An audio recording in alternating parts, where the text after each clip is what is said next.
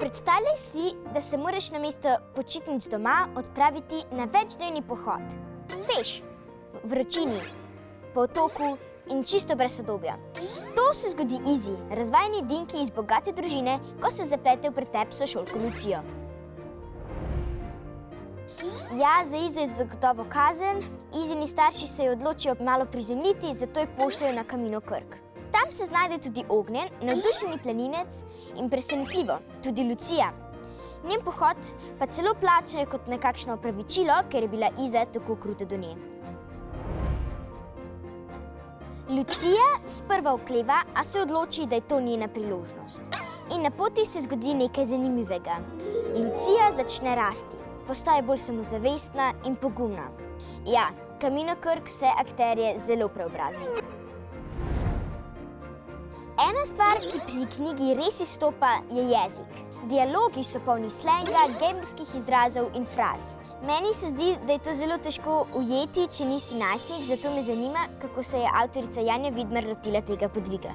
Imam to srečo, da imamo v družini tale novodobni izraz gamerja, ki mi je zelo natančno razložil ves postopek tega opisa. Jaz namreč ne gejmam, torej ne igram in nimam o teh rečeh pojma. Skratka, to mi je predstavljalo v bistvu v tem pohodniškem romanu največje preglavice, zaradi tega, ker sem želela v knjigi predstaviti lik, ki združuje oboje. Torej, na eni strani nekoga, ki je strasten, bi rekla, udeleženec v tej novodobni tehnologiji, in na drugi strani nekdo, ki pozna pristen stik z naravo.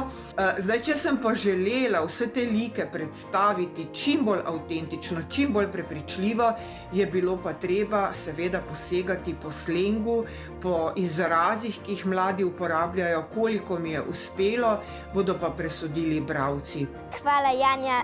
Narava na Kaminu Krk je čudovita, etape naporne, razgledi na morje in znamenitosti izjemni. Kljub temu se najstnikov pot zelo vleče, zato vsaj 1000-krat vprašajo, koliko še.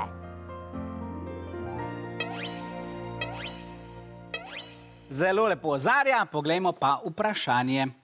Kaj najbolje opisuje, kako učenci doživljajo pohodniško pot Kamino Krk? A. Enako doživljanje objektivnega dogodka. B. Enako doživljanje subjektivnega dogodka. C. Različno doživljanje objektivnega dogodka ali D. Različno doživljanje subjektivnega dogodka. Podobni odgovori, a vendarle drugačni. Kaj bodo izbrali naši tekmovalci? So že pritisnili, pa imajo še nekaj sekund. Obe ekipi sta izbrali odgovor C, menijo, da gre za različno doživljanje objektivnega dogodka. Vsi učenci prehodijo isto organizirano pot, vendar jo doživljajo različno. Iza kot kazen, Ognjen kot interesno dejavnost in Lucija kot priložnost za razvoj. Pravilen je res odgovor C. Po 5 točk za obe ekipi!